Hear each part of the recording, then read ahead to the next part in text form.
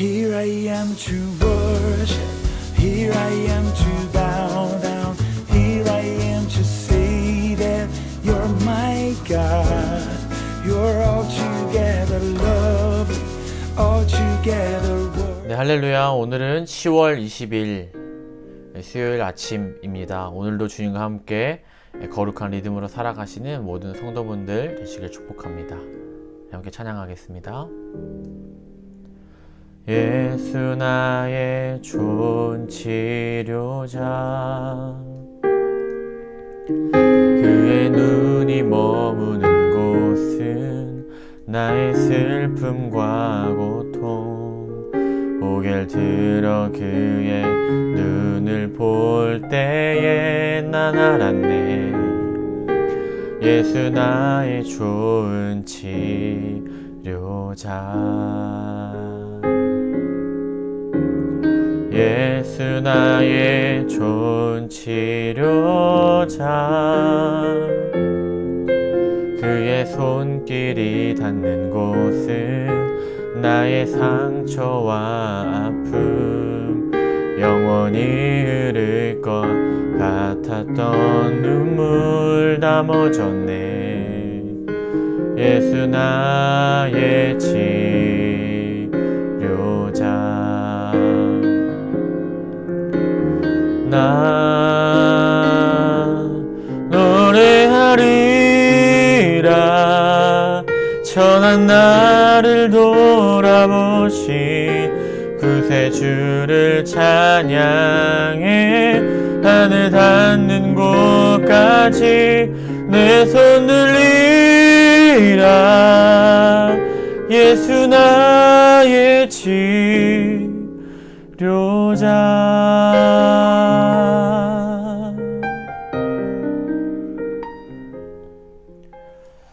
아멘. 우리 모두의 치료자가 되시는 그 하나님을 오늘도 송축하고 찬양합니다. 내가 오늘 우리에게 주신 하나님의 말씀은요, 욥기 10장 1절에서 12절의 말씀입니다. 욥기 10장 1절에서 12절의 말씀 제가 봉독하겠습니다.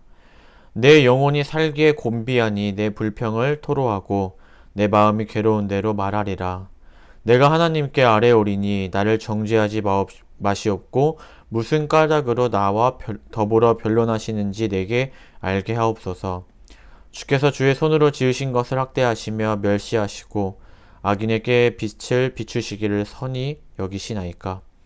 주께도 육신의 눈이 있나이까. 주께서 사람처럼 보시나이까. 주의 날이 어찌 사람의 날과 같으며 주의 해가 어찌 인생의 해와 같기로. 나의 허물을 찾으시며 나의 죄를 들추어내시나이까. 주께서는 내가 악하지 않은 줄을 아시나이다. 주의 손에서 나를 벗어나게 할 자도 없나이다. 주의 손으로 나를 빚으셨으며 만드셨는데 이제 나를 멸하시나이다. 기억하옵소서. 주께서 내 몸 지으시기를 흙을 뭉치듯 하셨거늘 다시 나를 티끌로 돌려보내려 하시나이까. 주께서 나를 젖과 같이 쏟으셨으며 엉긴 젖처럼 엉기게 하지 아니하셨나이까. 피부와 살을 내게 입히시며 뼈와 힘줄로 나를 엮으시고 생명과 은혜를 내게 주시고 나를 보살피심으로 내 영을 지키셨나이다. 아멘. 네, 오늘의 본문은 욥기 10장입니다. 10장도 9장에 이어서 이제 빌닷의 변론에 대한 욥의 응답이 계속되고 있는데요. 빌닷은 인과응보의 원리를 중심으로 욥에게 회개를 촉구하고 있고, 또한 인과응보를 받아들이지 않는다면 그것은 하나님에 대한 저항을 의미하며 저항하는 자는 악인으로 취급을 받게 된다라고 말하였습니다. 반면 욥은 이러한 빌닷의 주장에 문제점을 제기하면서 자신의 행동과 경험을 바탕으로 자신의 결백을 말하며 자신이 의인임을 강조하는데요. 그렇게 오늘 본문 10장을 보면 계속해서 욥은 전능자이신 하나님께 자신의 억울함과 부당성을 토로하고 있으며 이제는 하나님께 직접 질문을 하는 모습이 나타납니다. 먼저 1절을 우리말 성경으로 보면 인생 살기가 정말 괴롭구나. 그러니 내 원통함을 터뜨리고 쓰라린 내 마음을 토로할 것이다. 라고 욥은 고백합니다.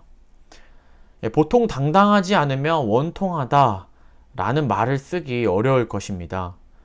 그러나 욥은 자신이 의로운 사람이기 때문에 자신이 당하는 고난은 원통하고 억울한 고난이라는 사실을 다시 한번 강조하고 있습니다. 그리고 2절부터는 대화의 상대자가 하나님으로 전환되는데요.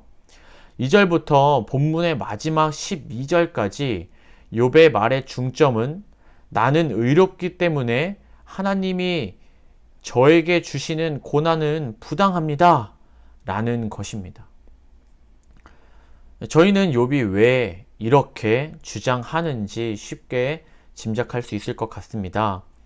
그렇지만 하나님께서 정말 부당한 고난을 허락하신 것일까요? 욥의 주장은 이렇습니다. 3절에 주님은 저를 자신의 손으로 만드셨음에도 불구하고 왜 나에게는 고난을 주면서 악인이 꾀하는 일을 좋게 보십니까? 즉 욥은 의인인 자신과 악인을 비교하면서 나는 억울합니다 라고 말하고 있습니다. 무슨 기준으로 의인과 악인을 구분했는지 정확히 나와 있지는 않지만 아마도 말과 행동에 따라서 구분했을 것 같습니다. 4절을 보면 뜬금없이 주께서도 육신의 눈이 있는지 물어보고 있습니다. 그 말 속에는 하나님이 만약 나와 같은 인간이라면 그나마 이해할 수 있지만 주님은 사람이 아니시고 전능하시지 않습니까? 그렇다면 7절이죠. 내가 악한 행동을 하지 않은 것을 아시지 않습니까? 그런데 왜 나에게 고난을 주십니까? 라는 것입니다. 5절부터 이제 7절을 살펴보면 하나님은 시간을 초월하시는 분이시고 저는 시간 속에 사는 유한하고 연약한 인간에 불과한 존재입니다. 그런데 왜 인간을 지으시고 인간의 근본을 알고 계신 분께서 굳이 이런 인간의 허물을 찾으시고 죄를 들추어 내시는 것입니까? 라고 하며 계속해서 하나님의 행함에 대해 이해할 수 없는 답답함을 토로하고 있습니다. 네, 정말 이런 고난을 겪어본 분들이라면 욥이 토로하는 이 말이 너무나 공감이 되실 것 같습니다.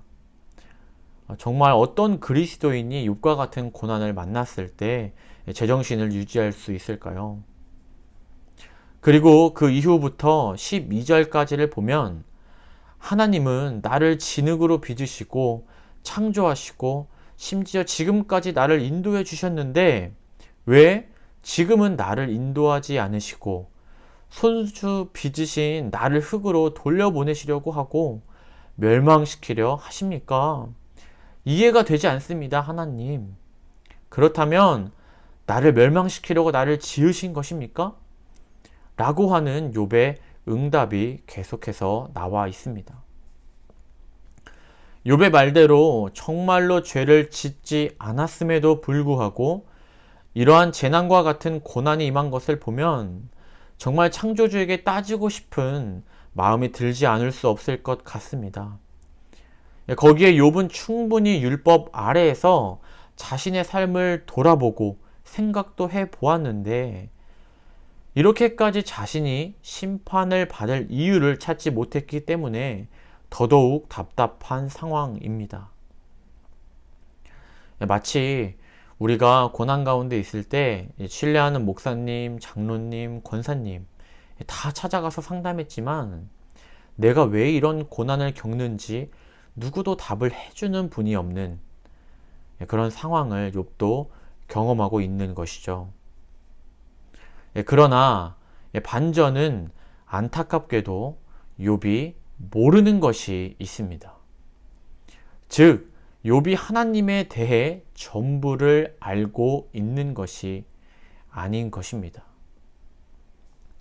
당시 욥의 친구들과 욥이 사는 시대적 배경 안에서는요, 인과응보의 원리가 주류를 이루었기 때문에 자연스럽게 모두 인과응보적인 생각을 하였지만, 하나님은 인과응보의 원리만으로 설명할 수 있는 분이 아니라는 사실입니다.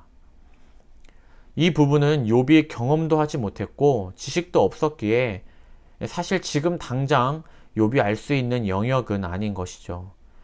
그렇기 때문에 안타까운 것입니다. 안타깝지만 사실 욥에게 있어 감사한 것은 하나님이 계속해서 고난의 과정을 통하여 욥에게 너의 경험과 지식 안에 갇혀 있는 내가 아니다. 너는 분명히 나를 알지만 그것이 전부는 아니다.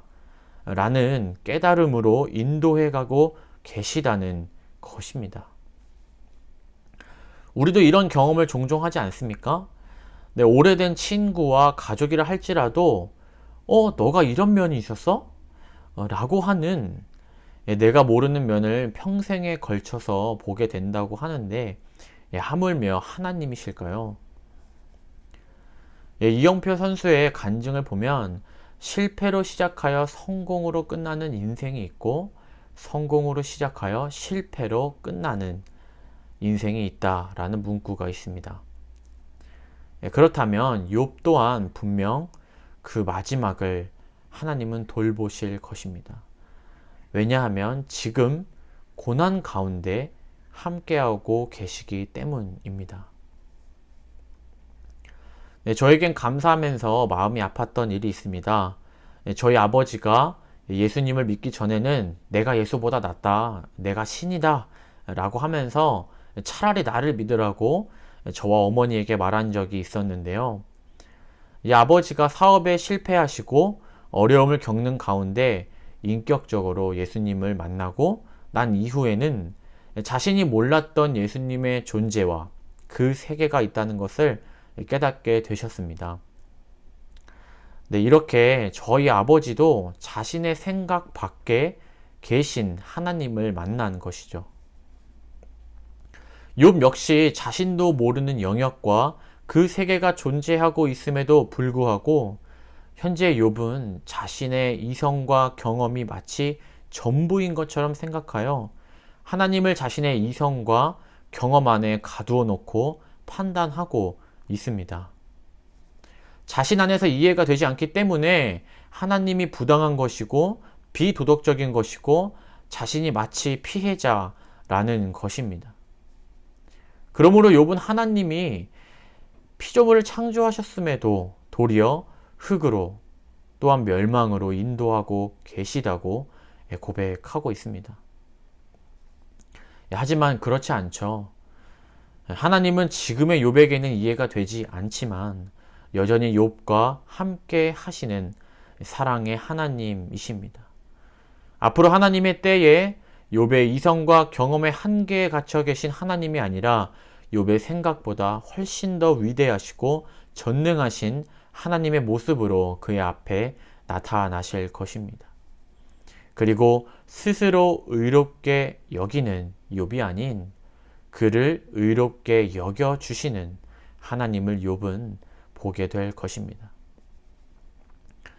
우리 역시 그렇습니다. 하나님은 우리의 경험과 이성으로 가둘 수 없는 전능하신 분이십니다. 고린도전서 1장 25절의 말씀을 보면 하나님의 어리석음이 사람보다 지혜롭고 하나님의 약하심이 사람보다 강하니라. 아멘. 이러한 말씀처럼 나의 이성과 경험으로 이해되지 않는 상황을 만났을 때 우리가 취할 행동은 그저 잠잠히 하나님을 바라보는 것입니다. 그리고 수용하기 힘든 감정과 나의 이 어려움들을 주님께 솔직하게 내어놓는 것입니다. 어떻게 이렇게 나아갈까요? 과거에 하나님께서 나에게 주신 그 은혜를 기억하면서 또한 미래의 그분의 행하심과 그분의 말씀의 언약을 붙잡으며 바라보는 것밖에 우리는 할 수 없습니다. 그러나 그것이 우리에게 주어진 최고의 방법이며 그 안에서 주님의 역사하심을 보게 될 줄 믿습니다. 오늘 하루 우리의 이성한 경험을 뛰어넘으신 그분의 역사를 경험하시는 하루를 보내시길 소망하고, 또한 그분 앞에 겸손히 나아가시는 저와 여러분이 되길 소망합니다. 네, 기도하시겠습니다. 사랑과 은혜가 많으신 하나님, 오늘도 욥에 계속되는 어려움들, 자신 안에 이해할 수 없는 그런 고난을 만난 그런 욥의 어려움들을 다시 한번 살펴보았습니다. 하나님, 우리에게도 혹시 이러한 고난과 어려움의 상황, 이해되지 않는 상황에 우리가 처할지라도 우리의 이성과 경험을 뛰어넘으시는 하나님, 또한 우리를 너무나 사랑하고 계시는 그 주님의 성품을 기억하며 그분의 말씀을 붙잡고 나아가는 우리 한 사람 한 사람 될 수 있도록 하나님 우리 가운데 역사하시고 성령님 우리의 믿음을 견고하게 붙들어 주시옵소서. 그리고 계속해서 우리 주일학교를 위해서 기도해 주셨으면 좋겠습니다. 계속해서 제자 양육이 이루어지고 각 부서에서 예배가 드려지고 있습니다. 이 양육과 이 예배를 통해서 코로나 시대 가운데 아이들에게 하나님이 누구신지 전해지는 시간, 또한 인격적으로 하나님을 만나서 그 주님을 나의 주 나의 하나님으로 고백하는 놀라운 역사가 매주일 가운데 행해질 수 있도록, 또한 그 행하심을 믿음으로 바라보며 나아가는 우리 부모님, 교사, 우리 교역자 될 수 있도록 그렇게 함께 중보해 주시기 바랍니다. 함께 기도하시겠습니다.